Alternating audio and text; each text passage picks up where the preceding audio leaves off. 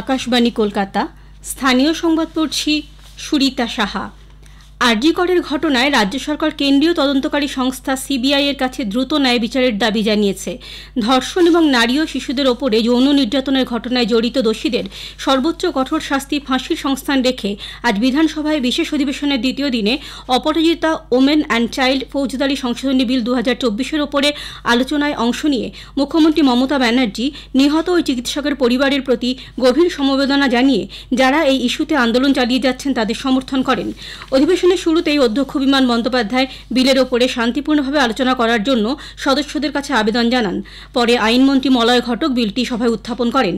BJP শিক্ষা চ্যাটার্জি বিলটিকে সমর্থন করে ভারতীয় নাগরিক সুরক্ষা সংহিতা এবং ভারতীয় ন্যায় সংহিতা আইনে এই ধরনের ঘটনায় করা আইনের সংস্থান থাকলেও রাজ্য সরকার সেগুলিকে কার্যকরী করছে না বলে অভিযোগ করেন। কামদুনি, শিলিগুড়ি, হাঁসখালি সহ বিভিন্ন জায়গায় ধর্ষণের ঘটনায় রাজ্য সরকার কোনো ব্যবস্থা নেয়নি বলেও তিনি জানান। আরজি কর কাণ্ডে প্রশাসনের শিথিলতা ছিল বলে তিনি জানিয়েছেন।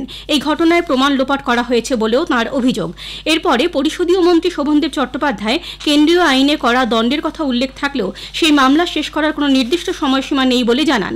সেই কারণেই ধর্ষণের ঘটনায় নির্দিষ্ট সময়ের মধ্যে খুব দ্রুত বিচার করে দোষীকে সর্বোচ্চ শাস্তি দেওয়ার জন্যই এই বিল আনা হয়েছে বলে উল্লেখ করেন।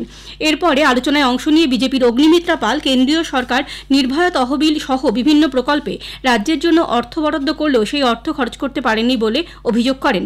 বিরোধী দলনেতা শুভেন্দু অধিকারী বিলটিকে সম্পূর্ণ করে সেটি দ্রুত কার্যকর করার দাবি জানান।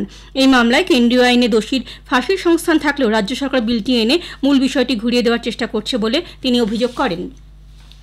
প্রতিদিন দেশে প্রায় 90টি ধর্ষণের ঘটনা ঘটছে বলে মুখ্যমন্ত্রী মমতা ব্যানার্জি জানান। বিজেপি শাসিত উত্তরপ্রদেশ, আসাম সহ অনেক রাজ্যে গণধর্ষণের ঘটনা ঘটলেও সেখানে দোষীদের উল্লেখযোগ্য শাস্তি দেওয়া হয়নি বলে মুখ্যমন্ত্রী উল্লেখ করেন। ধর্ষণের বিরুদ্ধে সবাইকে একজোট হওয়ার আবেদন জানান তিনি। আরজি কর কাণ্ডের বিচার চেয়ে আজও দিকে দিকে রাজনৈতিক, অরাজনৈতিক, নাগরিক বিভিন্ন সংগঠন ওই ঘটনার প্রতিবাদে পথে নেমেছে। বামফ্রন্টের পক্ষ থেকে আজ মহামিছিলের ডাক দেওয়া হয়েছে। বিকেল 3টে রাজাবাজার থেকে আরজি কর যাবে একটি মিছিল। বিক্ষোভে সামিল হবে সবুজ মঞ্চ। বাংলার বঞ্চিত যুব সমাজ নামে একটি সংগঠন আজ শিয়ালদায় দুপুর থেকে জমায়েতের ডাক দিয়েছে। অন্যদিকে বিভিন্ন বেসরকারি হাসপাতালে চিকিৎসকদের ডাকে মানববন্ধন কর্মসূচি নেওয়া হয়েছে। জাস্টিস ফর আরজি কর সেভ পাবলিক এডুকেশন নামে সংগঠনও প্রতিবাদ বিক্ষোভে শামিল হবে। চুক্তিভিত্তিক কর্মী নিয়োগ নিয়ে কলকাতা হাইকোর্টের সমালোচনার মুখে পড়ল রাজ্য সরকার।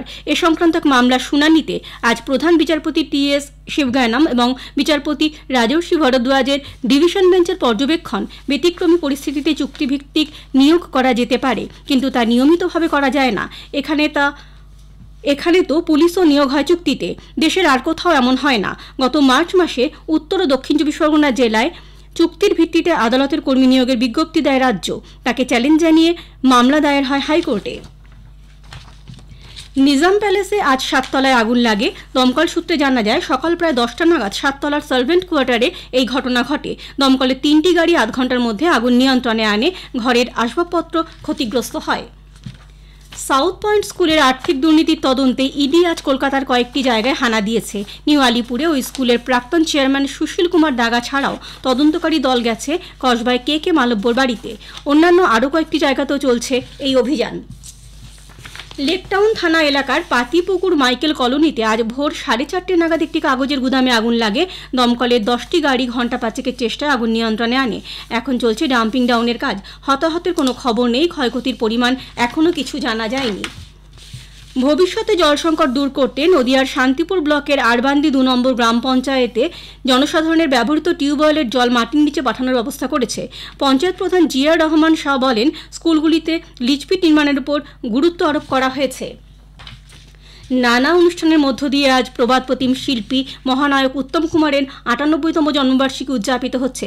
মহানায়কের জন্মস্থান উত্তর কলকাতার আহিরিটোলা স্ট্রিট ও সংলগ্ন বিকে পাল এভিনিউ এবং ওল্ড আহিরিটোলা স্ট্রিটের সংযোগস্থলে উত্তম কুমার শিশু ও মহিলা উদ্যানে আয়োজিত এক অনুষ্ঠানে মহানায়কের মূর্তিতে মাল্লা দিয়ে শ্রদ্ধা নিবেদন করেন রাজ্যের পুর ও নগর উন্নয়ন মন্ত্রী তথা কলকাতা পুরসভার মেয়র ফিরহাদ হাকিম। স্থানীয় সংবাদ শেষ হলো।